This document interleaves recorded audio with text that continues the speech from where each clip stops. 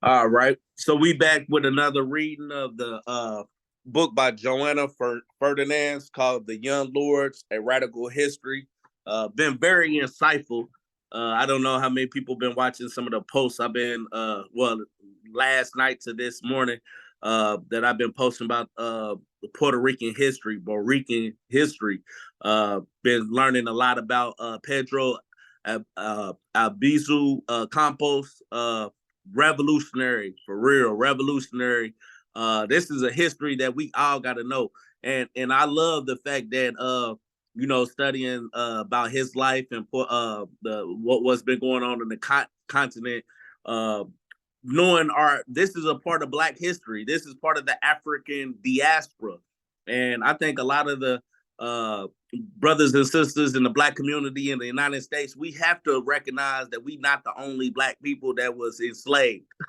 Most of the people that came brought over here to the Western Hemisphere was sent down to the Caribbean and to South America. You know what I'm saying? Them is our brothers and sisters. Like, we have to stop distancing ourselves and as if we have some type of monopoly over what it means to be Black. You know what I'm saying? We gotta stop this identity politics bullshit in this American imperialist cultural type of way. You know what I'm saying? When I think about Puerto Ricans now, I look at them as being Black, part of the Black legacy with us. You know what I'm saying? Yeah, they Afro Tainos. You know what I'm saying? So we recognize their indigenous roots as well, but they are part of this African diaspora. And so we need to quit all this bullshit where we distancing ourselves from our Puerto Rican comrades and stuff like that. So I wanted to start off by saying that I've been watching a whole lot of documentaries this week about Puerto Rican history. It's a lot of stuff that we need to know. I was talking to Subi Turo today, and we was talking about uh, uh, the COINTELPRO. If you think about it, we cannot even talk about COINTELPRO and how sophisticated they were until we recognize what the FBI and the CIA was doing down there in Puerto Rico first. You know what I'm saying? Like, they had such a high-tech COINTELPRO program going on against that Puerto Rican nationalist movement going on down there, that they had a lot of experience by the time they get to the 60s, by the time they start targeting the original Black Panther Party. So all this history is tied together. You know what I'm saying? So anyone that's been following along with this book reading, I hope y'all keep on understanding the connections that we have to make and why we promote revolutionary intercommunalism, standing with all oppressed communities. You know what I'm saying? So just wanted to start that off by saying that because I think that's important, that Black liberation is expanded, and it means more than just Black individuals over here in the United States that we historically center the movement around. Now, the ones down in the Caribbean, they're part of the Black liberation struggle. The ones down in South America is part of the Black liberation struggle. They all about that. But you dig what I'm saying? But at the end of the day, it can't be reduced to identity politics. Black liberation has to extend itself ultimately to human liberation. So with that said, I want Comrade Gabby to read the Statement of Unity for the Second Rainbow Coalition, and then we'll jump right into the reading of the Young Lords. Right on, Comrade Kwame. Yeah, I just wanted to say a small little thing that you're 100% correct, and that decolonization needs to happen both in the Anglosphere and in the land sphere. You know, it needs to happen both. It needs to happen both in North America and South America. It doesn't matter who colonized you first. It doesn't matter if it was the English, the Spanish, the French, the Portuguese. It doesn't matter. Everyone deserves decolonization. Everyone deserves self-determination, to have the right to their own destiny and their own existence. It doesn't matter who colonized you first. It doesn't matter. It doesn't matter how badly you were colonized. What matters is liberation and self-determination for the whole of humanity. And how I've said before, I'll say it again. Latin American culture and the people of Latin America have their roots both in indigenous and African ancestry, both. It represents both indigenous and African liberation. And I just want to say that, but before I read the Statement of Unity, comrade, but all power. All right, I'm gonna pull it up. There we go. Okay.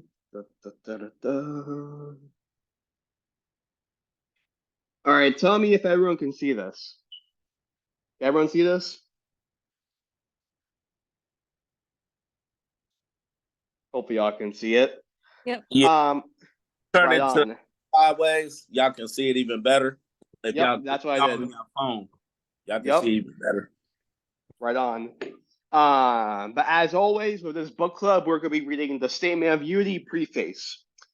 The U.S. was founded as a colonial settler state based upon white supremacy and slavery, stealing the lands of the indigenous nations, breaking every treaty made with them, and confining them to quote-unquote reservations, concentration camps. As the country became more powerful, the ego sunk its claws into other nations, making war on Mexico and grabbing its northern territory, invading Cuba, Puerto Rico, Hawaii, and the Philippines, and either annexing them outright or making them colonies or neo-colonies. And in the 20th century, it became the major imperialist power in the world, exploiting both the people within its boundaries and those in every other country, bullying them with military interventions, and robbing them of their right to self-determination. As C.P. Newton stated, we have two enemies to fight, racism and capitalism. Between the two, capitalism is primary. Racism is a byproduct of capitalism. The working people of the world, of every ethnicity or nationality, face a common enemy that is destroying life on Earth. Our enemy is a small ruling class of property owners controlling most of the world's wealth and resources. We must have the basic needs met to live a good and meaningful life. Food, shelter, healthcare, education, freedom from the oppression by the state, and peace with other nations. To obtain these essential things for life, we must have the power to see to it that the abundance that is available is shared equitably. Statement of Unity for the Second Rainbow Coalition.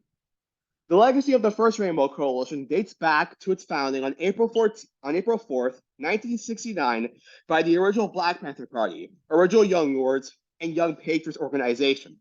A number of other organizations joined this coalition not so long afterwards, such as the American Indian Movement, Brown Berets, Rising Up Angry, the Red Guards, and others. Since the founding of the United States, the masses have developed a number of popular movements that came together to fight back against this capitalist imperialist ruling system in various ways or on particular demands. Nevertheless, none had established a movement quite like the First Rainbow Coalition. This historic movement was the first of its kind that established a model of class struggle like no other.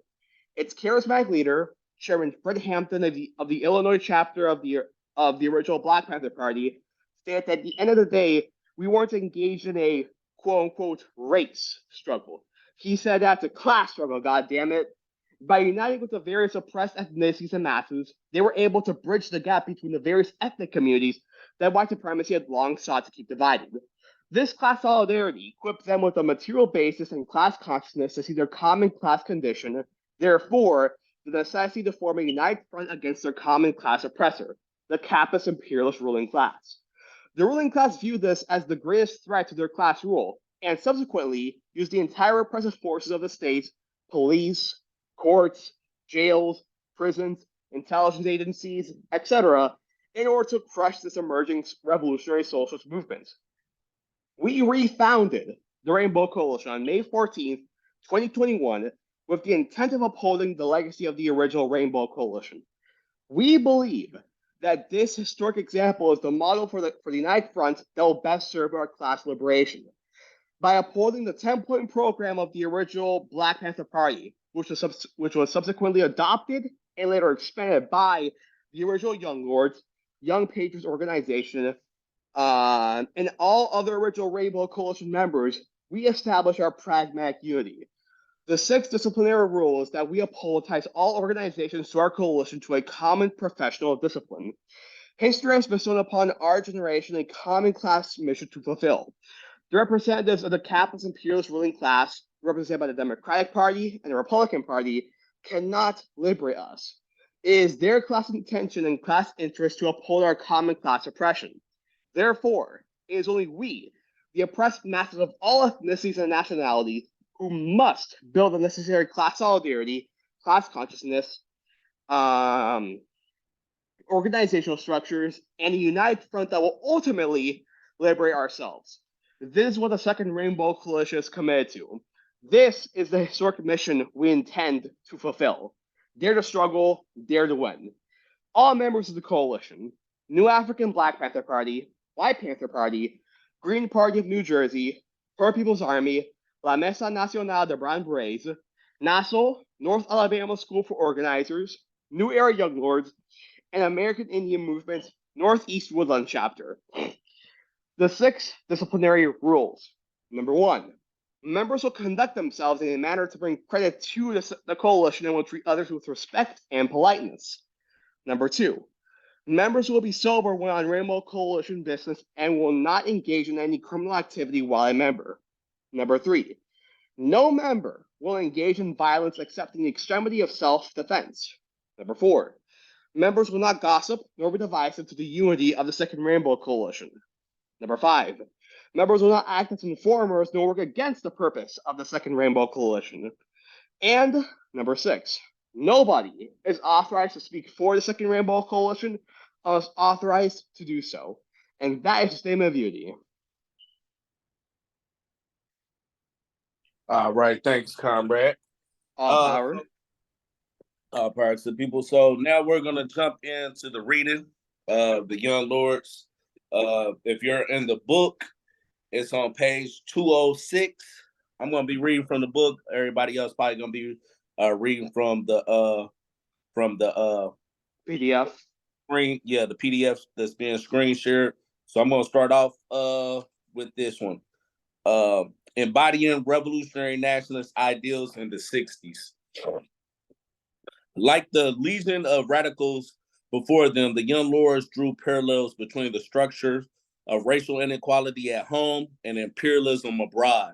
Influenced by the vanguard revolutions of their time, they interpreted domestic racism as a kind of internal colonialism. Emphasize that internal colonialism. This understanding of racism had been discussed in movement circles since the early 1960s, when Black radical activists and intellectuals from Stokely Carmichael to Maxwell Stanford began to interpret the spatial isolation and economic exploitation that defined Black life in the United States as a form of racialized subjugation that mirrored the dynamics of imperialism in the Third World.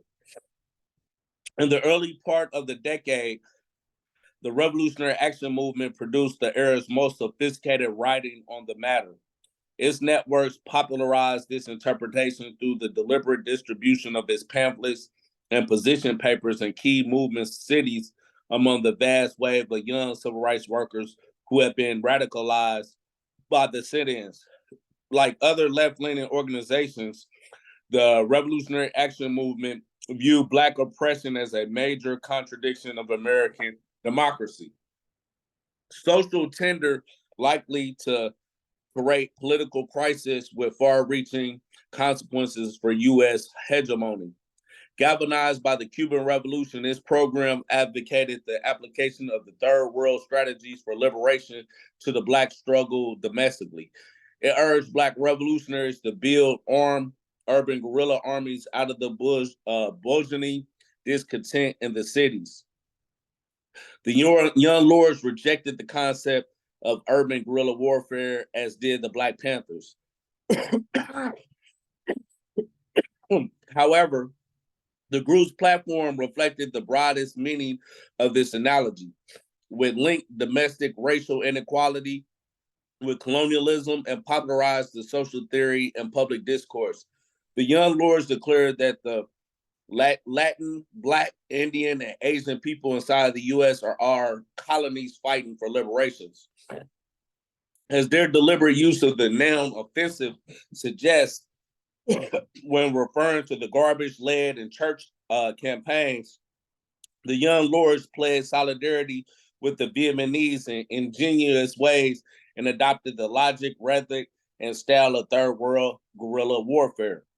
The organization's direct actions and peaceful activities shocked and disrupted city life while avoiding direct engagement with forces larger than itself, the police. In theory and practice, the organization never missed the opportunity to link local issues to the global imperial economy.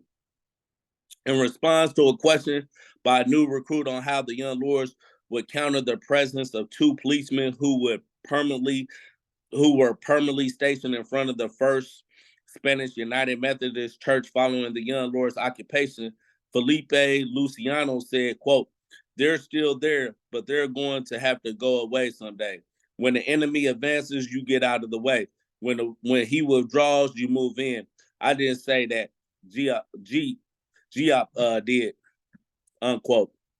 Luciano was referring to the Vietnamese general associated with the modern theory and practice of guerrilla warfare, Voy and Gio Giap, who in 1954 orchestrated a dramatic defeat of the French at Dien Bien Phu. How do y'all say his name? I've never figured out how to say his name. um, um, it's, if I remember correctly, it's Vo Nguyen Giap, I believe. Voy Nguyen Giap. Okay. I'm pretty sure. Sorry. No, the Nguyen is pronounced win. Win. Oh, Win. Yeah. Okay. Gotcha. Sorry about that. Win. Okay. I just know how to pronounce Ho Chi Minh. Same. Right. That one's easy. Yeah, I never figured out how to pronounce his name. I just always just say Giop, but when I see the whole name, I'm like, oh damn, I don't remember. I feel that. I feel that it's like I know how to pronounce Lennon, but I don't know how to pronounce his actual name. All right. Depending on the context, 1960s radicals used the colonial experience as an analogy, metaphor, or analytical reference point to illuminate the contours of racial oppression in the United States. When the Young Lords and Black Panthers referred to the respective neighborhoods where they organized as the colony, as they often did, they did so metaphorically and often with biting humor. On other occasions, they employed the term comparatively to interpret dynamics and inequality in the United States at a time when deindustrialization and white flight had produced deeper racial segregation and class stratification in the cities. For example, Luciano used the reference as an analogy when he wrote in Palante that racially oppressed groups at home are like colonized people in that they are stripped of the right to self-determination, quote unquote. The term had an elaborate history of which the New Left was likely unaware. However, he used it to mean that, quote, decisions of affecting lives are not made by them, but for them by U.S. institutions, unquote. Absent any semblance of social, economic, or political agency, Luciano concluded Puerto Ricans and other racially oppressed groups constituted a, quote, nation within a nation, unquote. These formations seemed applicable to Puerto Ricans, the only group on the U.S. mainland land linked to a formal U.S. colony. The language and logic of colonialization among radicals of color function as a vehicle for broadening the meaning of freedom beyond civil rights. Though precise, their call for self-determination invested a far-reaching equality. The concept became widely known in international discourse during World War I when V.I. Lenin called on socialists to fight for the unconditional independence of all colonies and exposed a series of secret treaties that belied the Allied power state democratic aims. Discovered during the Russian Revolution, the treaties outlined how Britain, France, and Russia planned to divide up and rule over conquered territories after the war. The concept encapsulated the right of colonized countries to total social, political, and economic independence free from European colonial domination. A year earlier, the Easter Rising of 1916 put the issue on the map. Led by Irish nationalists, the armed rebellion challenged British rule in Ireland. In the domestic context, self-determination also came to apply a dialectical interplay between individual and collective liberation, best exemplified by Malcolm X's politics of self-respect, self-reliance, group autonomy, and Black pride. As per self-proclaimed heroes of Malcolm X's political legacy, the Young Lords, like the Panthers, amplified these ideals at the grassroots. Writing in Palante on the anniversary of Malcolm's assassination, an article titled, quote, Malcolm spoke for Puerto Ricans, unquote, Pablo Guzman emphasized the militant leaders' insistence that liberation couldn't be legislated or handed down, that it had to be forged actively by the oppressed themselves. He wrote, quote, Malcolm told us, if we want freedom, we have to take it. Nobody can make you free, unquote. But the resolve to take charge of their destiny, Guzman continued came only after they, quote, were awakened to a new truth. We are beautiful, unquote. He concluded that Puerto Ricans had to embark on a similar discovery. In a different article, Felipe Luciano wrote that the experience of, quote, psychological imperialism, unquote, demanded collective regeneration through Puerto Rican-led organization and struggle. These ideals had been articulated previously. Martin Luther King had denounced the internalization of white values among Black Southerners and, quote, the corroding sense of inferiority, which often expresses itself in a lack of self-respect, unquote. Similar ideals had been the subject of the new Negro movement of the 1920s, led by Harlem Renaissance writers such as Zora Neale Hurston, Claude McKay, Alan Locke, and others. The emphasis on dignity cannot be underestimated. It was, as Martin Luther King also observed, a prerequisite for standing up. The bold propaganda crafted by groups like the Young Lords expressed emerging third world theories on self-formation. Their memorable catchphrases employed vivid imagery and emotional language that made their message infectious and likely to spread in public discourse.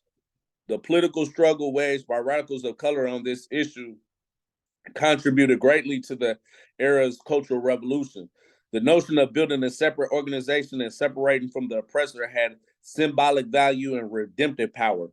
The unequivocal break with accommodation asserted that the place of people of color in the United States and redeemed their humanity. The process also influenced the consciousness of many white Americans and made racism less acceptable in the public square. These concepts was reinforced in the 1960s by the writers of Martinician psychiatrist and radical theorist Franz Fanon, my hero, one of my heroes, who developed revolution. No doubt, who developed an analysis of the effects of racism and colonialization on the psyches of racially marked subjects and their oppressors. Fanon formulated a theory on identity and colonialism from his case studies of Algerian and French psychiatric patients during Algeria's war of independence against France and from studies of Black psychology in French colonial society. His work demonstrated the alienation and propensity for self-deprecation among people who have suffered under the weight of imperialism. His analysis was taken up to give expression to the day-to-day indignities of U.S. racism that was reflected in the literature of the Young Lords. According to David Perez, quote, colonialism has messed with our minds so badly that psychologically we don't even know who we are. We reject our cultural values. We've been constantly told to hate ourselves while being reminded constantly by racist America that we ain't her kind of people either. Addressing the ways in which power dynamics are inscribed in language, which is Fanon observes holds within it, quote, the weight of a civilization, unquote. Perez continues, quote, "The cultural values of America are exalted and the cultural values of Puerto Rico are downgraded. People begin to feel ashamed of speaking Spanish. If you speak Spanish and stick to the old traditional ways, you're punished," unquote. For the recently arrived Puerto Ricans of the post-war period, ghettoized by virtue of their racialization, language, and economic status, national pride represented a way of laying claim to their humanity, a source of dignity and spiritual renewal. The young lords tapped into the latent nationalist sentiment in Puerto Rican communities, born of discrimination and exclusion from mainstream notions of who is an American, and this propelled the group's organizing efforts forward. With leading member Felipe Luciano's emphasized the symbolism of a Puerto Rican flag at one of the initial garbage protests, the group received a warm response from the community residents. Yet, in urging a radical overhaul of society, the young lords stretched the boundaries of nationalism, recognizing that nationalist politics were open to interpretation from the right and from the left. They argued that liberation could not be achieved solely by addressing the problem of racial and national oppression and its psychological effects, but that a large configuration of the social order was necessary. Richie Perez explains, quote, "Many of our people see that our culture has been destroyed by this country, and they react in an extreme way and become cultural nationalists, whose sole purpose is to revive the culture of the Puerto Rican nation and to keep it alive. Our feeling is that nationalism is important, but pride alone is not going to free us. The ability to play congas and speak Spanish fluently is not going to stop landlords. It's not going to stop the exploitation of our people on their jobs and in every place elsewhere," unquote. In this regard, the Lords embrace the Marxist view that the social inequality originates in the division of society into two principal classes: the one that owns the means of production and the one that sells its labor power for a wage. The former class, though its drive for profit, oppresses and exploits the latter. The young lords, like the Black Panther Party, vehemently challenged cultural nationalists who proposed a liberation program based on the reclamation of culture symbols and claiming a mythological, constructed historical tradition among oppressed people. Both organizations refer to this wing of the nationalist movement with the derogatory term pork chop nationalism. Their political worldview and organizing strategy will be guided instead by revolutionary nationalism. Alyssa, you want to take over? Comrade, I was gonna ask if you wanted me to take over. I want to get some of my other moderators involved. Right on. But yeah, you can after Alyssa or Zen. No, I just wanted to ask if you wanted to, in case you were getting tired of reading. Okay.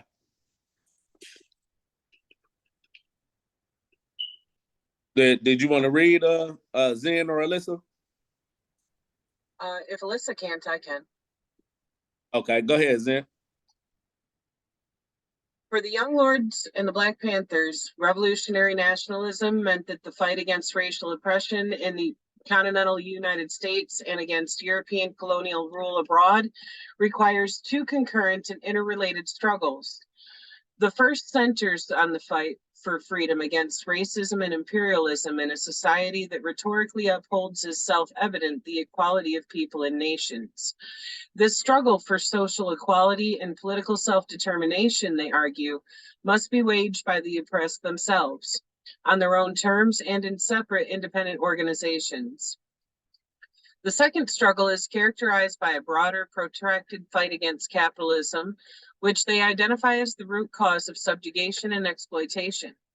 It should be led, they argue, by revolutionaries and poor and working people of all races and nationalities, domestically and around the world.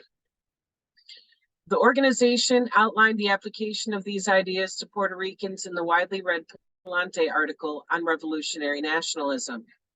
Written by Chairman Felipe Luciano, it begins with a discussion of the political status of the island and its diaspora and the economic forces undergirding it. Puerto Ricans, Luciano asserts, wherever they are, whether in the United States or in Borinquen, Puerto Rico, constitute a colony. He impugns as the culprit the export-driven U.S. monopoly capitalism that dominates the island, where Puerto Ricans earn 1/3 the wages of a North American worker, yet they pay 25% more for consumer goods than North Americans have to pay. He continues, the colonial status of Puerto Ricans follows them from countryside to New York City, where they land in factories, are deprived of an education, and face unemployment, police repression, and incarceration. In the city jails, 44 out of every 100 prisoners are Puerto Ricans. He adds that at the Bronx County Jail, Puerto Ricans represent 85% of the prisoners. His discussion of root causes ends with a bleak conclusion that colonialism has created a collective existential crisis amongst the colonized. Psychologically, we don't know who we are nor where we come from. After establishing the systemic character of oppression, Luciano outlines the Young Lords' Revolutionary Nationalist program. He deploys the polemical style of argument that Malcolm X made famous. First, he lamblasts the logic of the opposition and exposes what he sees as its self-serving individualism, namely the camp that purports to gain freedom within the system through demands for civil rights.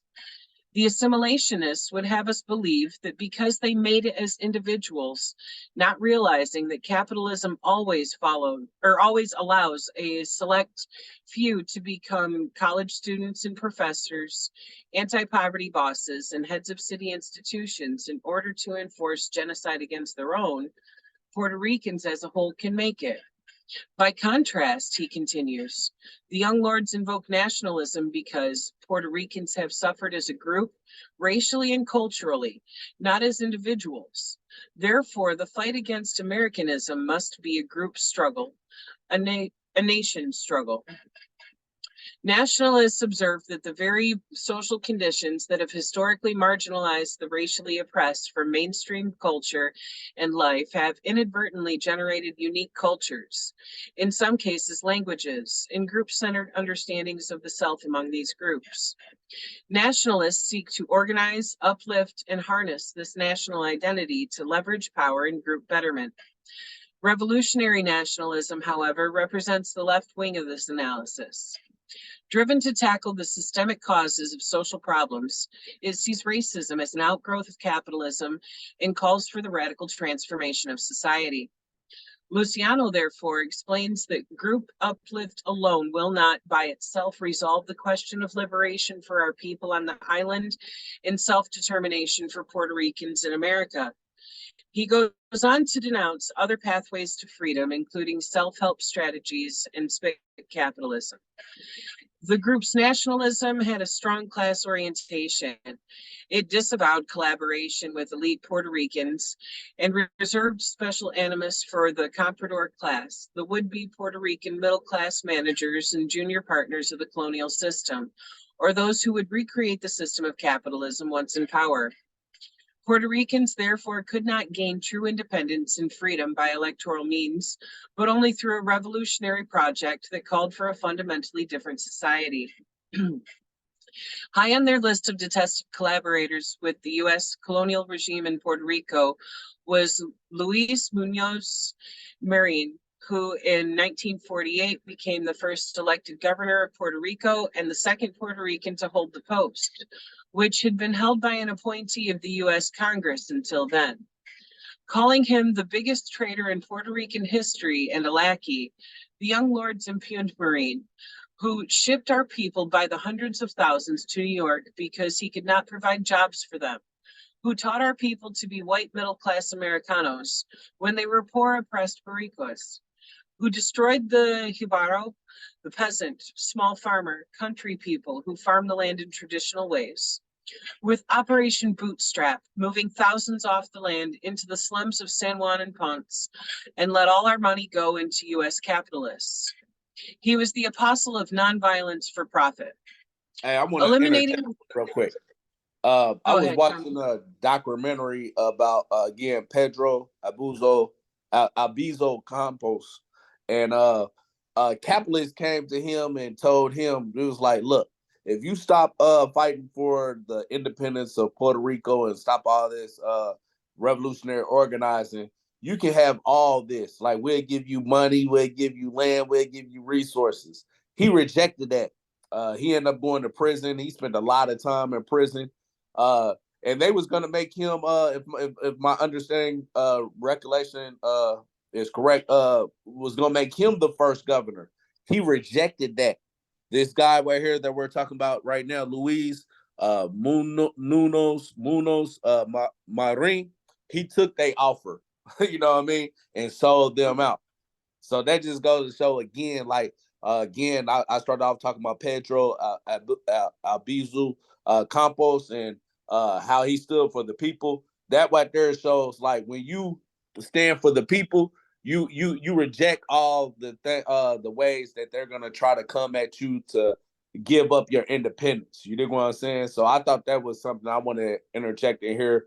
How this comrade stood for the people, but then somebody else took their offer and started to betray the Puerto Rican people. You know what I'm saying? They gonna always come at us to try to turn us away from our revolutionary line and turn us into traitors of the people. You know what I'm saying? But as you see, you know what I'm saying, this dude right here, his legacy is gonna go down as always being a traitor of the people. You know what I'm saying? I see Gabby, you got your hand up real quick. No, yeah, I just really wanted to talk about what they were saying because like, goddamn, it's just like like this shit that you're talking about right now, how they intentionally pick out people from colonized communities and try and make them into compradors. What they're talking about, this guy Marin, right? That's his name, right? That's Yeah. basically that's basically just Ross Baraka. Literally. Literally, Ross Baraka is a Right. comprador. Right. He's a colonized person that the government picked out and accepted doing their business to confuse, distort, and warp the masses, to misdirect them and cause them to fight amongst themselves, and to not fight the oppressors, and to prevent them from seeing what needs to be done. That's what they always do, and exactly like they were saying in here. And I've said before, and I'll say it again: you cannot have cultural liberation without also having social and economic liberation. You can't have one type of you can't want one type of liberation for one people without having liberation for everyone else. That's impossible. You need to you need to uproot this system as a whole. We need to combat all the contradictions of capitalism, all of it, not some of them, not most of them, all of them, and replace it with a new society, a new culture, a new social relations, a new socioeconomic system, and so on and so forth. You can't separate. You can't just separate from society. You can't just integrate into society. You need to replace it all together. It needs to be ran by, and it needs to be done um, through the liberation, decolonization of these colonized groups. And as they were saying here, not just in the U.S. but throughout all the world, even Europe has internal colonies. The Basque, the Basque, the Bretons, and so on and so forth. Yeah. Yeah. No So right doubt. on. Yeah. Now, and to emphasize what you said, Luciano says at the very top of 211, he says capitalism always allows a select few to become college students, the Yep. professors, anti-poverty bosses, and heads of city institutions in order to Yep. enforce genocide against their people, their own people. Literally. Like how he ties this to the civil rights movement, because the civil rights movement, as he starts off, he calls it what it is. He said that assimilationists will have us believe that because they made it as individuals, that all the Puerto Ricans can make it. You know what I'm saying? Exactly. That's what I think our movement, we should do, continually reanalyze the civil rights movement as it really was. You know what I'm saying? That was the Yep. assimilation movement. You know what I'm saying? Even Yep. Martin Luther King Jr. himself started to realize that capitalism and racism and militarism was all a byproduct of capitalism. And when he started Yep. talking about these different type of stuff, that's when they assassinated him. You know what I'm saying? Yep. So when we Exactly. talk about the civil rights movement, I think we'll do ourselves a good service by analyzing it in a class analysis. Like we're not going to ever get our freedom by like electoral bourgeois politics, like he was talking about here. You know what I'm saying? We're never going to get our freedom by just pushing for civil rights and equality and stuff like that, because we're working still inside the same system that oppresses us from a class standpoint and from a colonial standpoint. You know what I'm saying? So I really love this chapter right here. I know we're gonna have a lot of good discussion after this. But I'm gonna let Zen pick it back up so we can have that great discussion. But yeah, this is right on point right here. I love it. Hell yeah. Eliminating the economic roots of colonial oppression, the Young Lords argued, would only come by toppling capitalism. The struggle for national independence had to go hand in hand with the defeat of capitalism. The new Puerto Rican society should not be organized on the basis of profit, but rather around human priorities and needs. The Young Lords thus espoused at once a nationalist politics and international socialist principles. As the final point of their program and platform proclaimed, we want a socialist society. Luciano paints a picture of the kind of revolutionary process envisioned by this wing of the New Left. Freedom, he explained, will be won through a revolutionary process wherein the revolutionary vanguard of the different colonies in the U.S. joins with revolutionaries internationally and takes over state power. The Young Lords and the Black Panthers were disseminating a social theory, revolutionary nationalism, whose origins were not known to many of their members. Developed during World War I and in the years that followed by a cadre of Black radicals in Harlem, somehow these ideas had survived 2 Red Scares. These radical thinkers had undergone a process of political awakening and analysis similar to that of 1960s radicals. Epical movements abroad transformed their consciousness. The early 20th century stirrings of anti-imperialist organization in Africa and Asia and the political activity generated by an intercontinental African diaspora raised the prospects for Black liberation in the United States. The Bolshevik Revolution of 1917 also greatly influenced their analysis of the world. Its unequivocal call for the independence of colonized people from European rule turned the socialist project into a path to liberation for colonized people. These were especially drawn to Lenin's call for immediate liberation of the colonies and his writings on self-determination and the national question, on the right to independence of colonized nations, and the right to separation of the weaker satellite nations in Russia's frontier. World War I and the 2 decades of imperial conquest that preceded it amplified the global dimensions of these questions. Responding to the long depression of the late 19th century, the British, French, German, and Dutch empires had sought to overcome the global crisis of overproduction by carving up the continents of Africa, Asia, and Latin America into spheres of influence and colonial possessions. Although European Marxists were divided on how to assess the meaning of the colonies and their struggles for independence, Lenin's position on the matter eventually became dominant. As a matter of principle, he called on socialists to actively support the struggles of colonized people or those dominated by larger nations in Europe.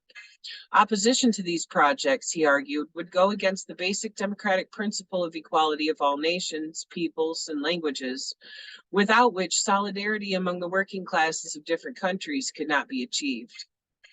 He also observed that there was a distinct difference between the nationalist sentiments of colonized people who yearned to be free and the nationalism of larger countries whose chauvinism facilitated foreign subjugation and inequality among nations. In the context of these international debates, Harlem radicals began to think about the experience of Black people in the United States within the framework of the national question. In 1919, they founded the African Blood Brotherhood, ABB. That year ushered in a fierce upsurge in labor struggles that paralyzed major cities. But it also witnessed a wave of white violence in the form of anti-Black riots against the growing influx of Black migrants in the country's major industrial cities, whom employers sometimes used as scab labor to cross exclusively white picket lines. In their effort to devise a revolutionary agenda suitable to these conditions, members of the ABB made a decisive contribution to the 20th century understandings of racial oppression. With their fingers on the pulse of the era's intellectual and political debate among Black radicals, they theorized racism as a social injury distinct from class exploitation, but interconnected with it. They observed that the history of Black people in the United States had produced a special oppression among them. As a super-exploited subsection of the US working class, Black people were overrepresented in the most dangerous and lowest paid jobs. Their exclusion from higher education, the professions, the unions, and public office set them apart from white people of the same class. Socially marginalized and spatially isolated in the poorest urban and rural districts, they lacked political power and suffered racism at the hands of white people of all classes, including both vigilante violence and police brutality. I'm sorry, somebody's knocking on my door. Kwame, can you take over for a moment? Yeah. If you want. Okay, go Thank ahead, you. Olivia. All right. On invitation by Sen, does somebody want to help me out? Katayama, Lenin, Me. right? Lenin, Leon Trotsky, and the Bolsheviks, members of the ABB, participated in the Communist International Conferences of the 1920s held in Moscow. Their presentations on the quote-unquote special conditions of Black people in the United States persuaded the Congress organizers to adopt their perspective as the conference's official position on the matter. They concluded that their theoretical understanding of the exceptional character of race as a social injury required a corresponding practice among revolutionaries. Namely, it needed a strong anti-racist platform and organizing strategy within the socialist movement of which they were part. Most white American communists did not implement the position against the position adopted by Communist International. They continued to view racism as an extension of the class struggle and retained their previous position that the U.S. Socialist Party had quote unquote nothing special to offer the Negro and had, I can't believe I just said that out loud, and we cannot make separate appeals to all races.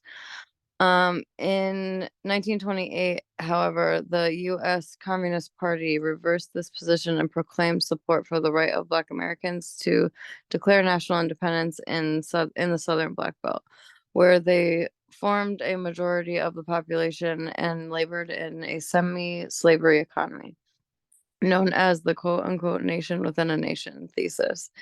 The concept was advanced by Harry Haywood, one of the CP's prominent Black leaders. The proposal implied that the CP would regard Black Americans not only as an oppressed section of the U.S. population, but rather as a national minority, quote unquote, a nation within a nation, with a distinct national culture and identity.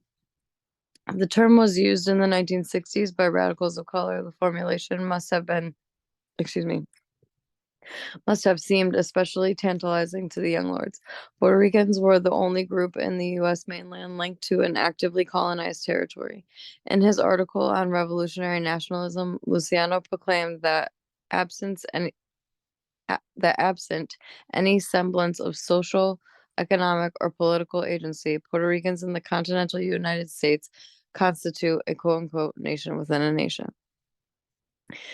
In their conceptualization of island independence, the young lords were influenced by a mythic militancy of the father of Puerto Rican nationalism, Don Pedro Albizu Campos, who in early 1930s redirected the efforts of the Puerto Rican Nationalist Party from from electoral politics to armed struggle for independence. Like their newly politicized counterparts in the Black movement who studied the life and speeches of Malcolm X, the Young Lords were determined to reclaim their most radical leaders, not including not only Albizu Campos, but also the Socialist and Nationalist Party leader, Juan Antonio. I should know this. Subis should be both going to be mad at me. Cortera, for the struggle against colonialism. To this end, the Young Lords studied and archived in Palante the lessons of the two major periods in Puerto Rico for Puerto Rico's war for independence. Of the first phase, led by Emitrio, uh, Need help? Need help? yeah, I'm not picking that one up. It's not working. Emitrio Betances, I don't know. Juan Gonzalez wrote, quote, in El Grito Lares, we are saying we are not Spaniards. We are a mixture of African and Indian, born in Borinquen, speaking Spanish, an island nation oppressed by the Spanish Empire. His assessment of these early revolutionary efforts conclude they had good leadership, they raised money, got arms, politicized the people. They understood that the enemy was well organized. The Patriots did not have military training. An arms supply from the Dominican Republic never reached them. They did not go to the countryside where the poorest, greatest number of the where the poorest and greatest number of Puerto Ricans, the Jibaros, the Campesinos, were. In New York, the Young Lords were also influenced by different political currents that emerged out of the defeat of the second struggle for Puerto Rican independence between 1932 and 1954. Led by Albizu Campos, the Puerto Rican Nationalist Party launched a combination of peaceful protests, assassination attempts, and armed raids against the sites of U.S. military and political power. Government officials. Oh, I lost it. Where am I? Oh, government officials and the police. This form of armed propaganda intended to raise the cry of independence among Puerto Rican people and create a crisis of authority within the colonial state. The party's first major action was the 1932 march inside the island's legislative building in San Juan, where the Nationalists protested the adoption of the Puerto Rican flag by the colonial government. A series of peaceful demonstrations followed over the course of the 1930s, during which fleeing unarmed protesters were shot in the back, killed by police. I can't see it anymore. The most well-known assault claimed the lives of 19 people in Ponce, including a 7-year-old girl, and was declared a massacre by the American Civil Liberties Union. The party's armed actions included the 1950 raid of Fort. I don't know how to pronounce that either. I don't want to butcher it. Led by a woman, Blanca Gonzalez, during which the Nationalists held the town for 3 days, while others led uprisings in more than 8 cities. An attempted assassination of President Truman at Blair House in Washington in 1952. 2 years later, in 1954, in a sympathy act, 4 New York-based Puerto Rican nationalists, among them the Puerto Rican icon Lolita Lebron, opened fire on the floor of the U.S. Congress and wounded 5 congressmen. Taken at the height of the Cold War, this action prompted the arrest of thousands of nationalists and the political demobilization of the Nationalist Party. By the 1950s, McCarthyism and the wholesale killing and incarceration of frontline fighters had transformed Puerto Rican independence into a seemingly impossible ideal. In New York, independence work was carried on in underground educational gatherings and fundraising activities organized by Movimiento Liberador, a local group that formed after the Nationalist Party was banned in 1950. But in the late 1950s and early 1960s, with the victory of the Cuban Revolution, the growing resistance of the Vietnamese against the U.S. military, and the gathering pace of the Black Freedom Movement, the the new Puerto Rican nationalist movement began to sink roots again in the island with the emergence of the Movimiento Pro Independencia. Indepens- ah, Independencia. In 1959, with branches in Puerto Rico, and by 1962 in Chicago and New York, the MPI anchored the new Puerto Rican independence movement, attracting small numbers of older first-generation Puerto Rican migrants. Influenced by the civil rights and anti-war movements in the U.S. mainland, the MPI adopted protest models for independence that marked a tactical departure from what came before. During the 1960s, the MPI emphasized civil disobedience, anti-war protests, and resistance to the U.S. corporate and military operations on the island. Veterans of the independence movement lived in New York, such as old-timer Tatu Albizu. And many others passed on their stories of struggle and political literature to the young lords. While many of these interactions were close and welcoming, others were more contentious because of white racial composition and middle-class orientation of much of the Puerto Rican independence movement. I don't know that word, erudite?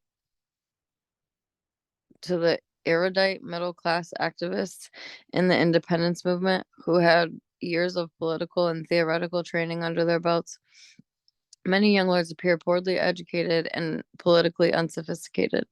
Young Lord Iris Morales participated in a Friday night social gathering held at 14th Street headquarters of the MPI. She recollects, quote, I remember going to some of those meetings and not understanding because there was class differences, language differences. I mean, I couldn't understand the Spanish they were speaking. They were very middle class, unquote. But because the Young Lords had taken East Harlem by storm and raised the media profile of Puerto Rican poverty, their activism revitalized many pre-existing organizations, such as the MPI in New York, and inspired the emergence of others like El Comité, MINP, and Resistencia Puertorriqueña. This period also witnessed the transformation of the MPI into the Puerto Rican Socialist Party in 1972 and the emergence of paramilitary clandestine organizations like the Fuerzas Armadas de Liberación Nacional and the Movimiento de Liberación Nacional, among others. In the late 1960s, the politics and activism of the Young Lords, which developed separately from the independence movement on both the island and mainland, widened the terrain of independence movements among a new generation of mainland-born Puerto Ricans. They educated 1960s activists about language discrimination and racism endured not just by Black Americans, but also by Puerto Ricans on the U.S. mainland, and popularized the call for Puerto Rican independence. For their part, the Young Lords offered an assessment of the Puerto Rican independence movement that was informed by the dominant politics and concerns of the revolutionary movements of the period. According to Gonzalez, quote, the Nationalist Party was destroyed by its own internal problems, by its emphasis on immediate shootouts with police instead of organizing a guerrilla army to lead the nation in the people's war in the countryside, by its failure to organize Black Puerto Ricans as well as lighter-skinned Boricuas, its failure to provide concrete programs to meet this immediate need of the people, unquote. As a basis for organizing, this outlook presented a complex dilemma. By 1970, 41% of Puerto Ricans in East Harlem were second-generation migrants. Though a significant number of Puerto Ricans returned to Puerto Rico in the 1970s, the majority who migrated in the post-war era remained on the mainland. Despite their alienation from mainstream American society, Puerto Ricans became part of the U.S. mainland labor force, part of the mainland U.S. labor force, and many, especially who were born in New York, identified it as their home.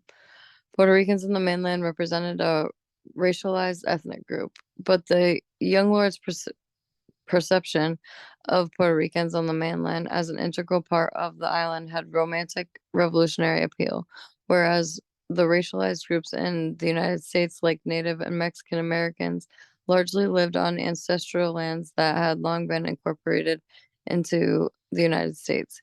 Puerto Ricans, such as the Young Lords, were distinguished by the fact that they could lay claim to citizenship and ancestral ties to a colonized island nation that they would ostensibly one day liberate.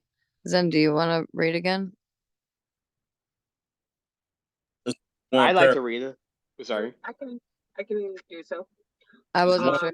I wasn't sure if you were back or not. Yeah. Let's see. For now, however, using the same powerful biblical language they had used during the church offensive, the Young Lords explained, "We are in a period where revolutionary education is more important than revolutionary war. We are in a period of preparation. Soon the Revolutionary War will start in the oppressed people of the United States, led by the Young Lords organization, the Black Panthers, the Comandos Armados para la Liberación, will slay Goliath, burn Babylon, and throw the moneylenders out of the temple, and then we, the last, shall be the first." Yeah, that's all the end. power. That's the end of this section. Okay. Yeah. I love this chapter so much. Oh my god. Hey, I'm gonna start off this discussion with this last part. It says we are in a period where revolutionary education is more important than revolutionary war. We are in a period of preparation. I would agree with it. I think we're back in that situation again. With the political education that many of the groups that's in the Second Rainbow Coalition does every week with these book readings and stuff like that. This is all about getting a concrete scientific analysis of what we fighting them for and what we fighting against. In order for us to be fit for state power, we have to have a level of consciousness where we're gonna have different debates with different groups and stuff. Just like in the very beginning of this book, it was breaking down the difference between nationalism and revolutionary nationalism. I think a lot of our communities experience this a lot of times and stuff. Me and Subi, like I was talking about, I was on the phone talking to him today, the chairman for the Young Lords, New Era Young Lords, and we was just talking about the history of the world. You know what I mean? And I know a lot of I was very proud when I started to learn about Black history, African history, when I started learning about the Egyptians and stuff like that, and how they were Black people that created one of the greatest empires and stuff. When I started learning about Mali, Ghana, and Songhai Empire, which is, you know, Songhai Empire just fell like 500 years ago, and they had built great cities, universities, and all this other stuff. But one thing I did realize early on in my political education by learning from the Black Panther Party is that we're not like trying to strive to go back to some quote unquote golden era. There's no such thing as no golden era. Like when we look at the Egyptian empire, that empire was based on slavery. They built them pyramids with slave labor. You know what I'm saying? Feudalism. Huh? Oh, no, I just said feudalism, literally. Well, no, this was actual slavery. Which time period you're talking about? But the time period I'm talking about with the building of the pyramids, that was actual slave labor. You didn't want. Okay. Yeah, it was actual slave labor. The people that built those pyramids inscribed on the inside of the pyramids their lives as being slaves under the Egyptian Empire and building those pyramids. A lot of the burials of those people that built them pyramids is right by some of them pyramids where they buried the slaves and stuff. You know what I'm saying? That built, you know what I mean? So this is one reason why you're here, like, for instance, a lot of the comrades with the New African Black Panther Party, we don't use the concept of king and queen. You know what I'm saying? Because we look at that as like upholding a class oppression ideals. You know what I'm saying? We when we talk about when we look at ourselves, we see ourselves as revolutionaries. We're comrades. You know what I'm saying? We want to go beyond any society that's ever been produced. You know what I'm saying? We don't mind people changing their names, wearing African garb and stuff like that, but that's not gonna liberate us. You know what I'm saying? If you think that we're just going back to a cultural form of identity and somehow that liberates us, that is like misplaced. And that's one of the struggles the Black Panther Party used to have with the cultural nationalists all the time, because they always wanted to go back to cultural identification as if that was enough. You know what I'm saying? And we said that's totally fine if you want to change your name, you want to do this, but you got to go beyond that and recognize we have to have a fundamental change of this system. You know what I'm saying? We have to overthrow capitalist relations that's oppressing us, colonial relations that's oppressing us. You know what I'm saying? So I thought this was a very, very critical analysis of the different nuances between different ideological political lines, from nationalism to revolutionary nationalism. That is a very big difference. That is a jump. You know what I'm saying? And a lot of us within our communities are wrestling with nationalists, brown nationalists, black nationalists, and all kind of nationalists within our communities that's just making it about race, but lack of class analysis. And once you become an individual that just focuses on the racial aspect, you know what I'm saying, and don't tie racism to as being a byproduct of capitalism, then not only do you start to identify with people that is your oppressor, like Ras Baraka, you know what I'm saying, with Obama,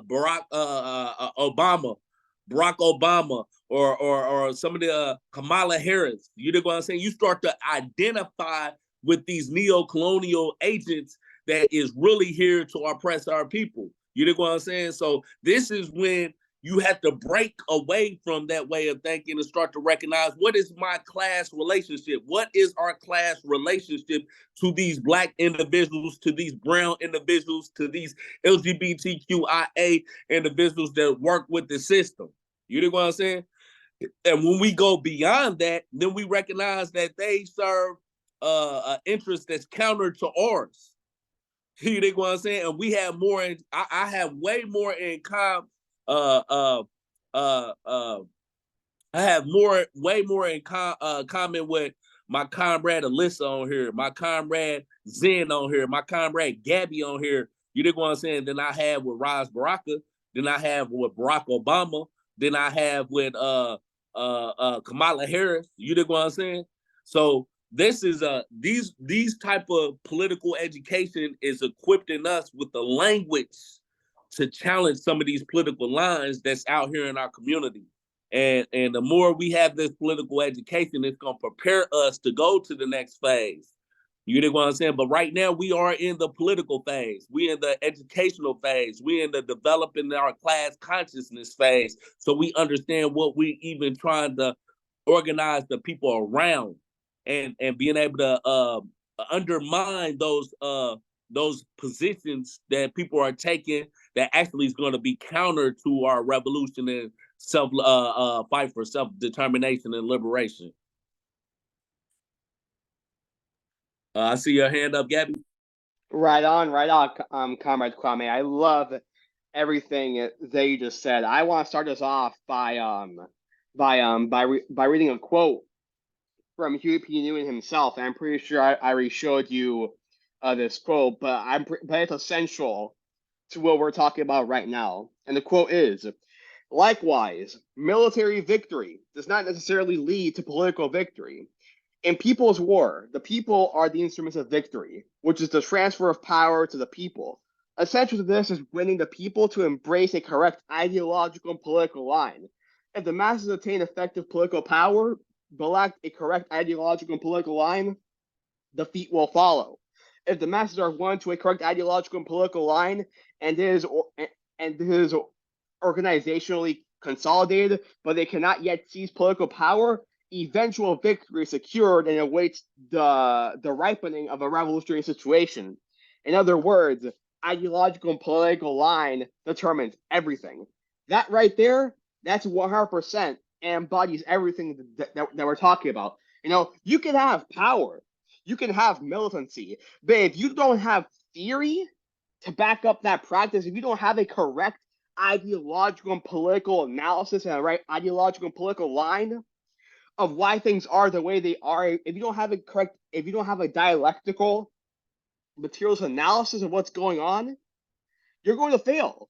Your vanguard party is going to get abolished, and it's going to be overrun and co-opted. That's that's what's going to happen.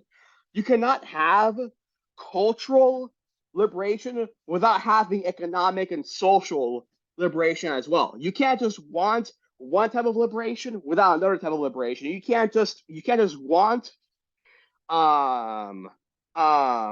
cultural revolution without revolution that uproots the economic and social relations. Everything needs to be uprooted. Everything needs to be replaced. All of the contradictions of capitalism need to be combated, uprooted, and replaced with a new socioeconomic system, with a new mode of production, a new relation of production, new social relations, new culture. And the way that we uphold that proletarian ideological political line, the way we uphold that revolutionary line and defend the vanguard party and defend and establish a dictatorship of the proletariat is through combating revisionism, imperialism, and the force of reaction. We need to combat both. We need to combat not just the outer contradictions, but our internal contradictions within our communities, within our organizations, to educate and elevate the people, to engage in criticism and self-criticism, so that way we can do better, learn better, and improve our theory. That's what we gotta do. So right on, and that's exactly where we're at right now. You know. Absolutely. All power to the people, comrade. All power. Anybody else had anything they want to say about this?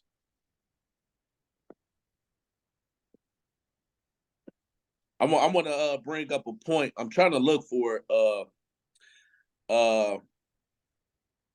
it was talking about how Lenin. Let me see. I remember. I believe I remember. Oh, I just remembered something that I wanted to say. Comrade Kwame, do you know what's something that Karl Marx said? What's that? He said, in order for the British proletariat to have liberation, the Irish proletariat must have liberation. And Right. Lenin himself said that if the great Russian proletariat wants liberation, then the Ukrainian proletariat must also have liberation. And Right. this applies in general on a global scale. If the colonizer proletariat for the colonizer proletariat to have liberation, the colonized proletariat must have liberation. If decolonization is not the root of your vanguard party, if decolonization is not something that you adamantly support, then your party is not an actual party of the vanguard. It's not. Right. No doubt.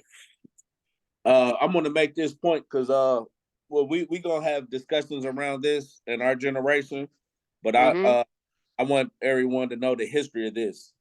So on page 213, at the last paragraph on 213, it says, on invitation by Sen Katayama, Lenin, Leon Trotsky, and the Bolsheviks, members of the African Blood Brotherhood, the ABB, that's what that stands for, participated in the Communist International Conference of the 1920s held in Moscow. Their presentations on the special conditions of Black people in the United States persuaded the Congress organizers to adopt their perspective as the conference official position on the matter. They concluded that their theoretical understanding of the exceptional character of race as a social injury required a corresponding practice amongst revolutionaries. Namely, it needed a strong anti-racist platform and organizing strategy within the socialist movement, of which they were a part. Most white American communists did not implement the position. Against the position adopted by the Communist International, they concluded they continue to view racism as an extension of the class struggle and retain their previous position that the U.S. Socialist Party, quote, had nothing special to offer the Negro and we cannot make separate appeals to all races, unquote. In 1928, however, the U.S. Communist Party reversed its position and proclaimed support for the right of Black Americans to declare national independence in the Southern Black Belt, where they formed a majority of the population and labored in a semi-slavery economy.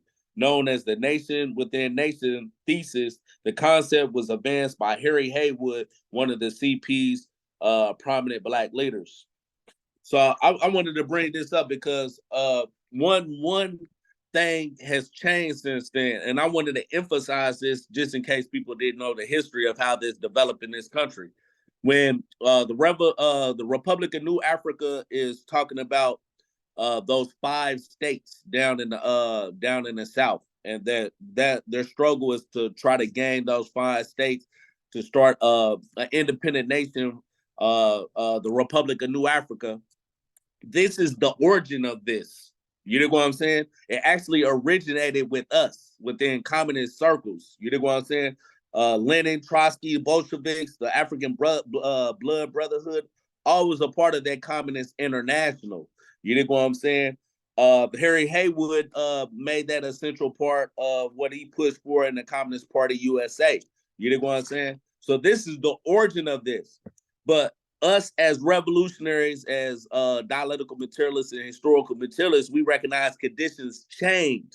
You know what I'm saying? So by the time it got to the 60s, a lot of us, once we was concentrated in the South at this time, but especially after World War II, when agricultural, the land that we worked on in the South started to become more industrialized, it forced it displaced a lot of us off of those agricultural plantations. Let's call them what they were. You know what I'm saying?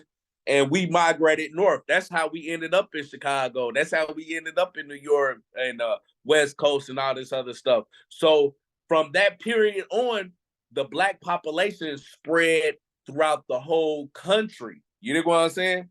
So the understanding at that time was, yeah, we recognize Black people's self-determination, and we say fighting for those 5 states down in the Black Belt was materially correct at that time.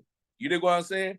But Huey P. Newton argued later on in the 60s, going into the 70s, that we no longer most of our people was not concentrated in the South. We was actually concentrated in many different places in the North now. You know what I'm saying? So Huey P. Newton said that was no longer relevant because we should organize where we are right now. You know what I'm saying? So this is why we pushed the position that, you know, we're not trying to fight for 5 states. We trying to push for all states. We're pushing for revolutionary intercommunalism because at the end of the day, we're found in all the cities across the United States now. You know what I'm saying? And not only us, other oppressed communities is scattered across the country. So what we should be doing is liberating the area where we at, our communities, building base areas of political, cultural, and political power right there, dual and contending power right there. You know what I'm saying? So I just want to emphasize that so people understand why we changed our position as communists from looking at those 5 states in the South to now we're looking at we're pushing for a more expansive understanding what the liberation struggle should look like now. You know what I'm saying? But I just wanted to emphasize that just in case some of the comrades didn't know the history of where this originated from. This didn't originate with the New African the New African the Republic of New Africa. This originated with us, communists, that recognized our historical conditions at that time. They adopted it, but they kept that ideal amongst them with the Republic of New Africa. But it evolved since then. You dig what I'm saying? So I just wanted to put that out because I know y'all gonna come across this a lot within the communities out here. And this is the historical development of why we don't hold that position no more. You know what I mean? Did you have your hand up, Gabby? And I'm gonna get other people involved too, as well. Oh no, But yeah, no, yeah. Oh, sorry. Oh, I was gonna say yeah. And I want to get others involved as well, and I hope that I'm not taking time away from anyone. I didn't see anyone else's hands raised up, so I just wanted to comment on what you said. But if I remember correctly, Stalin called the whole 5 states thing, and by the way, thank you for educating me on that. I knew about it, but I didn't know the origins of it. But if I remember correctly, didn't Stalin call it the Black Belt? If I remember correctly, isn't yeah, that what he called it? I don't know what Stalin personally called it, but he came out of that international, Communist International in the 20s when they started talking about the national question. Right. No, yeah. Another thing that I also want to add as well that I'm also curious about is that, and I've had discussions with this as well. Decolonization needs to happen both in the global north and in the global south. And especially in the case of the United States, after decolonization takes place in the U.S., everything will change. Everything will be different. The U.S. will no longer be the U.S. Everything will change. Instead of it being one settler colonial state, and correct me if my analysis is wrong, comrade Kwame, but instead of it being one massive settler colonial state ruled by white supremacists, instead it will be multiple dictatorships of the proletariat, multiple proletarian states, and it'll be something similar to the USSR, where there will be different socialist republics. Is that correct? This would to answer your question in the most briefest way, I would say yes. But this is what like forming the Second Rainbow Coalition is about. Like all of us coming together, discussing. One day we're gonna have a national Congress and hold a Congress where we'll bring all the groups together and we'll write a constitution. And within the constitution, we're set out like what areas and regions that we decide to divide up different regions where we give certain groups their self-determination that they rightly deserve. Like for instance, I'm pretty sure like Azalan with our brothers and sisters and stuff, like that would be their right to self-determination to control that area, that region that is rightfully theirs, that they've laid claim to by being indigenous to that area. You know what I'm saying? It might be we might decide to like those 5 states. You dig what I'm saying down there to give that specifically to black Africans here, new Africans here in the United States, that region. You dig what I'm saying? But that's all gonna be decided when we conquer this whole motherfucker. You dig right on. That's what I was thinking too, comrade. That's what I was thinking too. I just wanted to hear your European on it, but those were my exact same thoughts, and I 100% agree. Before we get to that, where the entire United States as a sort of colonial state is decolonized completely, first we gotta build more solidarity, engage in intercommunalism. You know, right? That's what we gotta do right now. Yeah, that's gonna be the basis of us all achieving our collective liberation. But at the end of the day, we're gonna recognize everybody's self-determination after we defeat these motherfuckers. But it's gonna be we're gonna stay united. You know what I'm saying? We might be under a federal like type of government, socialist government, but we're all recognizing our individual state self-determination regional determination, but also pushing for socialist revolution in the world. We're not stopping with our liberation. We gonna keep on going until all the people on the plantation around the world is free. You know what I'm saying? Exactly. You know, at the end of the day, communism, at the end of the day, is inherently an internationalist movement. Right. It doesn't just stop at one nation. It doesn't just stop at it doesn't just stop in one nation. It stops when all nations are liberated. Right, no doubt. I see Shanti, you got your hand up? Yeah, I want to go back to what you said earlier about we cannot just rely on culture alone to free us, and that's exactly true, because I mean, take Asada Shakur for example. She got Asada Shakur her name when she was attending community college in Manhattan, and she still did the work, and she's still doing the work. That's the difference.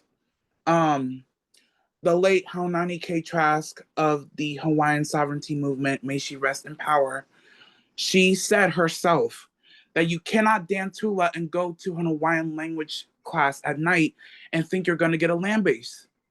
That's not how that works. Cultural people have to become political.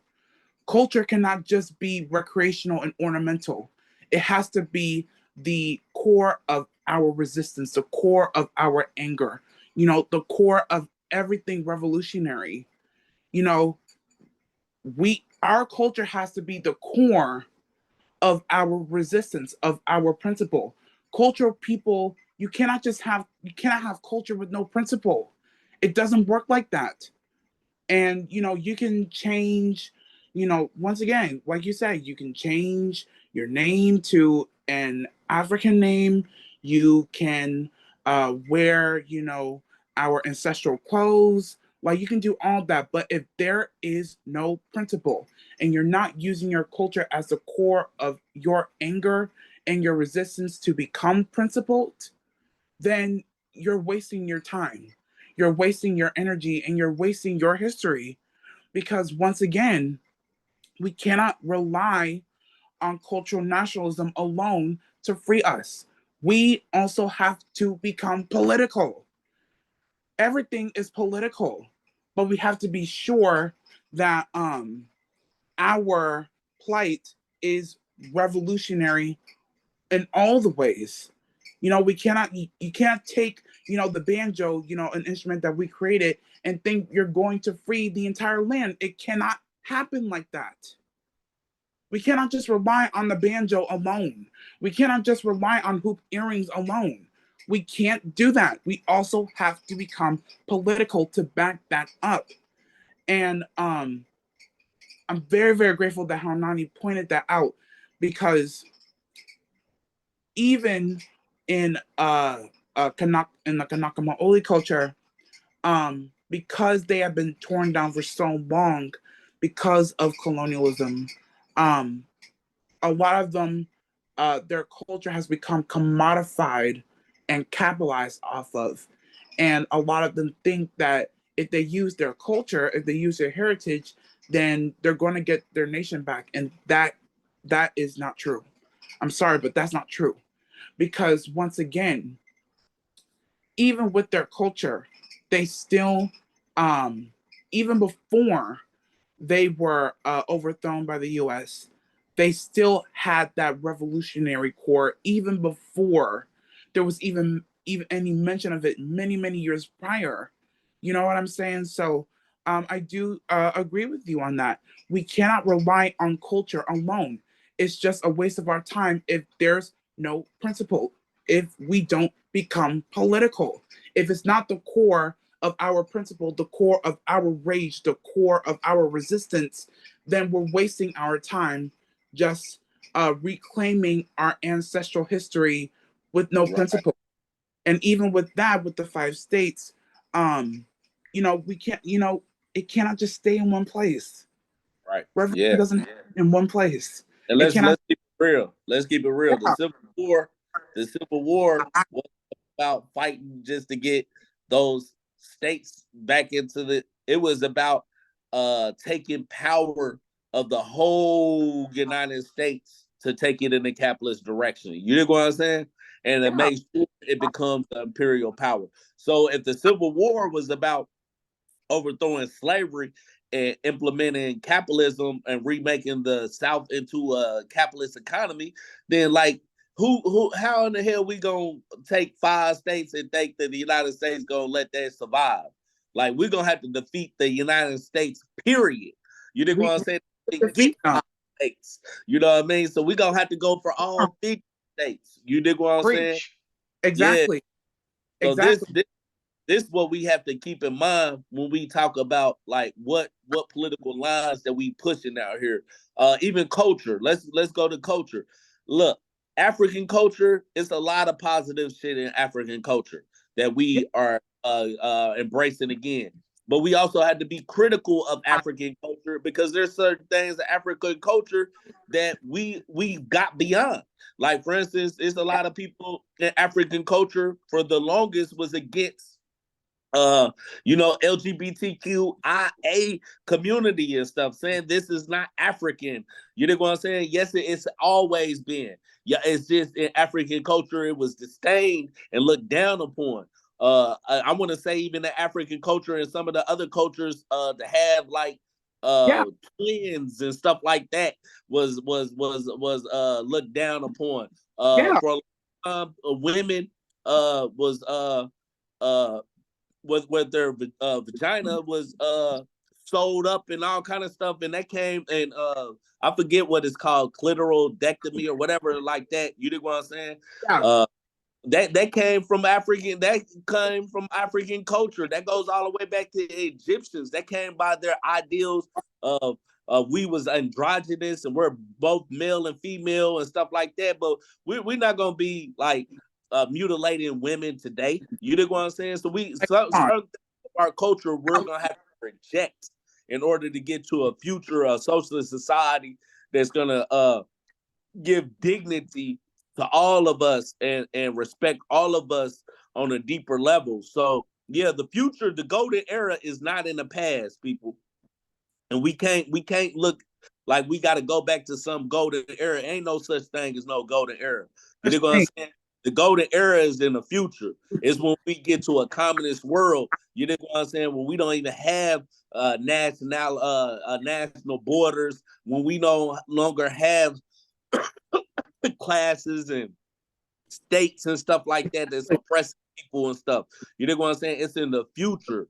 You know what I'm saying? That's what we gotta always put before the people. So let's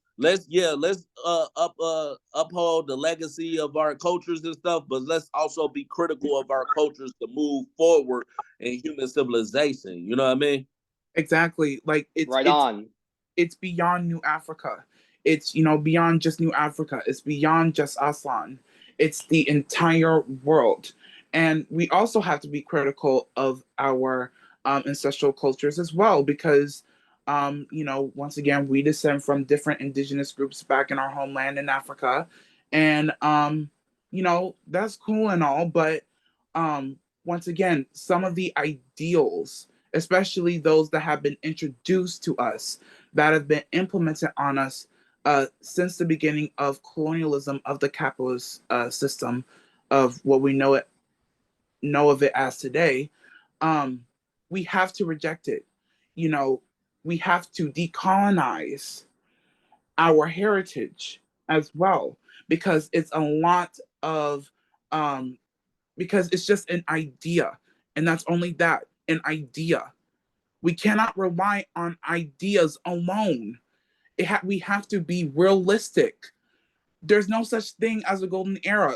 The golden era only comes when everyone is free, when all land is free, when we can be able to destroy the class system once and for all. We cannot rely on um, played out ideals of our heritage, to free us. It does not work like that. It never will. We have to think realistic. We have to be principled. And it will only happen when, once again, all people and all men are free, when there's no such thing as a class society. Because you have to understand as well, African people, our ancestors were also um, gender fluid as well. And those colonial ideals of gender were introduced to us by our colonizers, by what became the capitalist system in order to justify our oppression. And that played a big role into how we even got here today. So we cannot rely on those ideals. They're outplayed, they're played out, they're too old school. It may have worked for 1970, but we're not in 1970 anymore. It's 2023.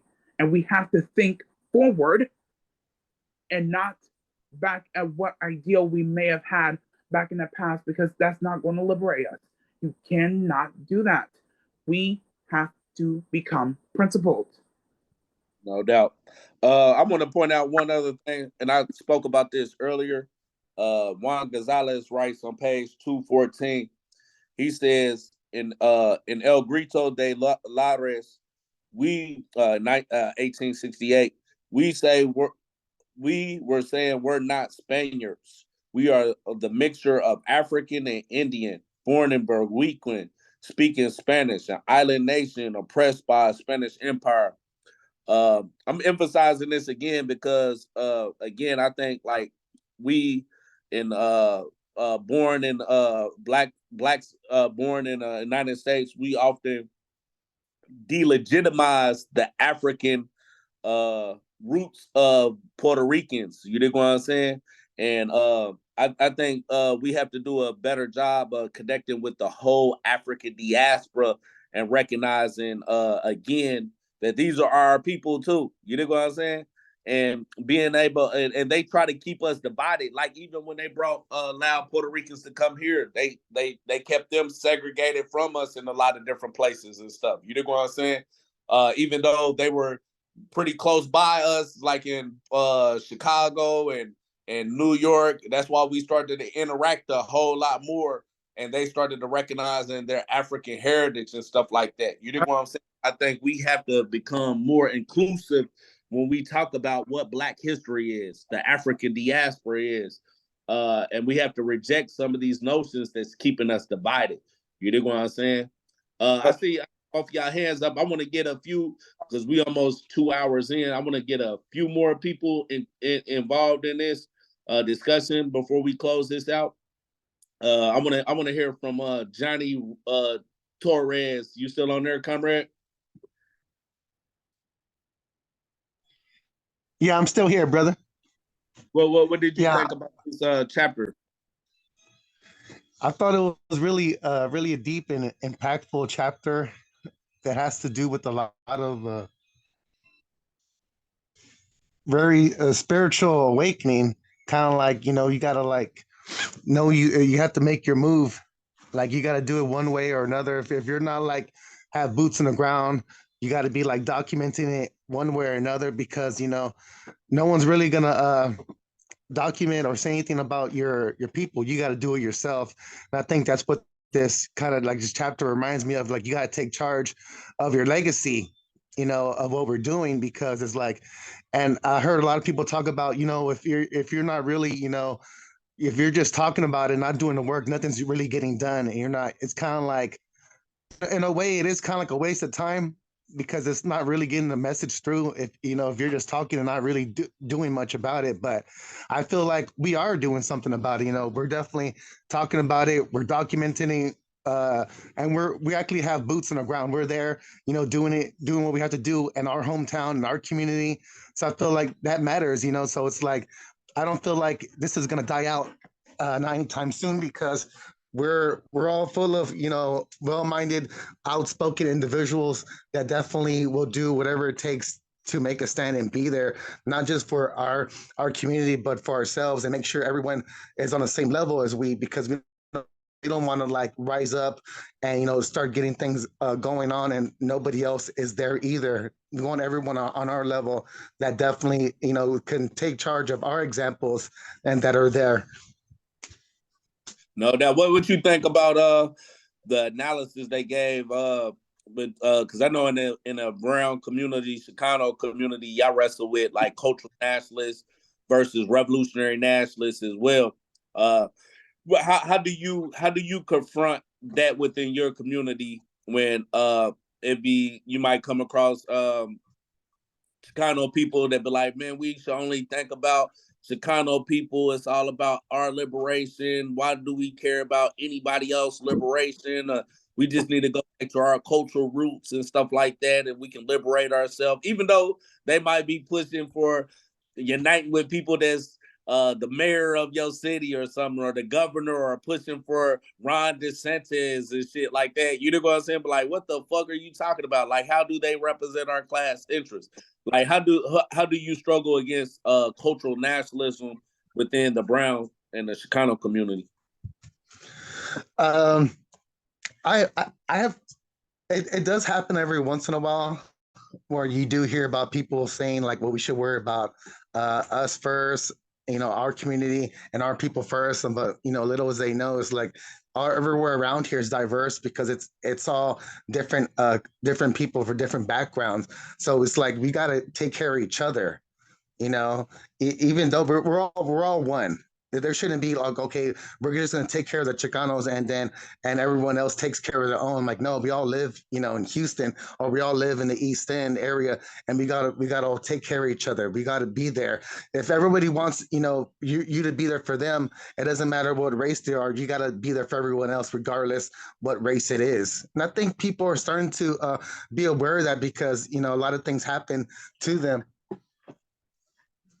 Yeah, especially with with all the movements going on, the Chicano movement, the Black movement, and the others. We all we gotta all stick together. In this because there is people like way above us that want us all to fail. So everyone has to realize that it can't be all about saving one race. No, we gotta save all of us at the end of the day because we're all dealing with the same thing. And I believe in like not only if I'm not writing about it, I do talk about it. So I think people around me are starting to get it. So I think it's come along good though so far. No doubt, no doubt. Just even our unity within the Second Rainbow Coalition, where all of us together, makes a statement in itself. Like the Panthers used to say all the time, a lot of people learn best through observation and participation. When they see other people come together around different things, then they can open up to those worldviews and concepts and start to adjust and start to see the practicality of oppressed people, colonized people coming together against a common oppressor. Go ahead, Gabby. And we're probably about 5 more minutes before we close this out. Right on. I just want to ask if it's okay if I read something that I wrote. If that's okay. Well, like a poem? Not a poem, more so just a writing. That I made. Okay, cool. I don't really do poems. but Okay. I just wanted to read this. That I wrote. Class struggle was then, is now.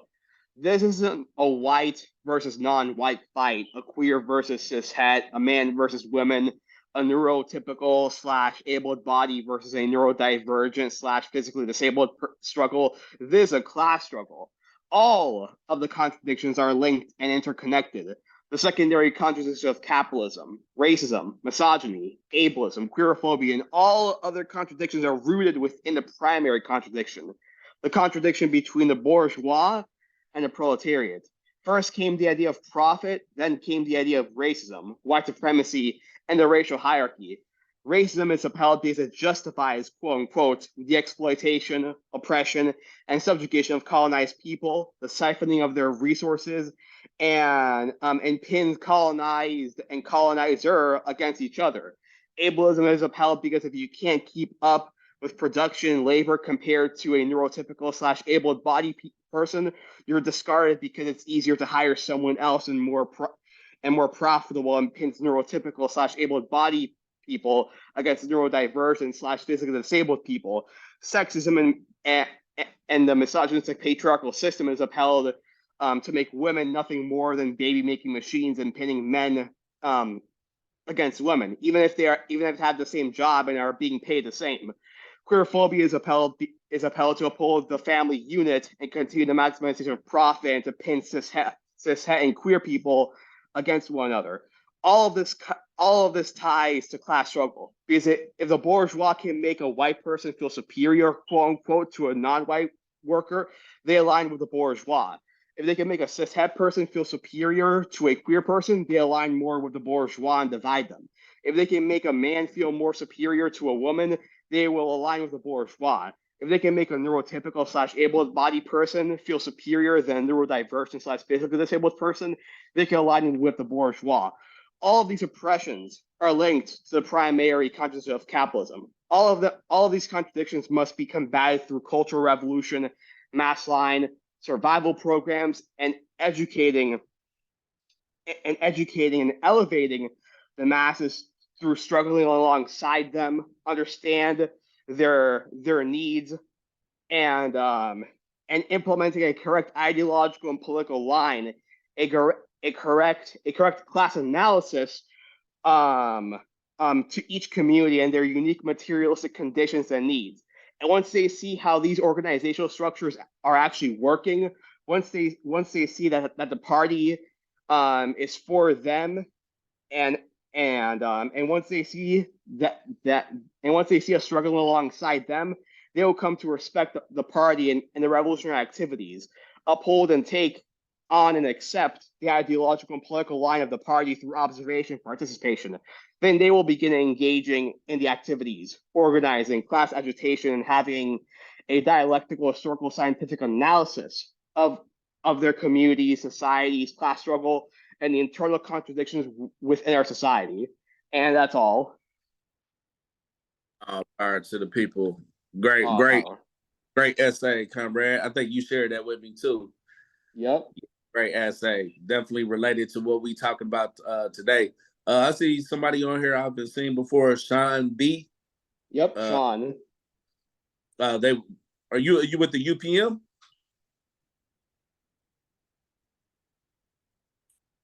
Sean? He's with the Brown Berets. With the Brown Berets? Okay. All right. Well, definitely had a great discussion with everybody on here today. We'll be picking back up this Sunday with Comrade Gabby. Comrade Will should be on there with you, Comrade Gabby. Oh yeah. He had something to do today, or he was said he was gonna jump on today, but he'll be on there Sunday with you and stuff. So I'm pretty sure you're looking forward to working with that, comrade. But yeah, this is probably one of my favorite reads of this book. I think this hit on a lot of important topics that we in the movement need to like internalize and become more scientific in our analysis and stuff like this. And this what this dealt with. It dealt with the differences in political lines. It dealt with the differences and the subtleties that separate the two, and why one is more revolutionary than the other. You dig what I'm saying? So remember all these lessons that we have that we're getting from this. So when you have conversations with people, you'll come across. I come across cultural nationalists all the time. You dig what I'm saying? So I have these conversations with them all the time. You know what I mean? And it's important to understand like how to have these discussions with them to win them over to a more scientific analysis of the state of classes and stuff like that. And so because a lot of them agree with you. They'll be like, yeah, that a lot of these petty bourgeoisie individuals, some of these activists, some of these mayors, and I say all these mayors and governors and stuff, yeah, they really don't support us. When somebody gets shot down, like happened to Terry Nichols in Memphis, Tennessee, those was all black pigs. You dig what I'm saying? So, like having them point out them contradictions help to win them over to a more scientific analysis, so they don't get caught up with that identity politics bullshit. You know what I'm saying? So I definitely thought this was something that we could take away and actually apply in our own analysis and our own dialogues that we have throughout the week with people that we meet that we're trying to win over to our movement. So Definitely a great discussion. I'm glad all the comrades came on here and all the ones that came on and shared their thoughts with us. But yeah, I love y'all comrades. And as always, I'm gonna leave with all power to the people. If everybody unmute their mics. All power to the people. Power to the people. All power to the people. All power, comrades. All power to the people. All right, Love you guys. Bye. Comrades. Y'all have a good night. Oh man, I was gonna say something.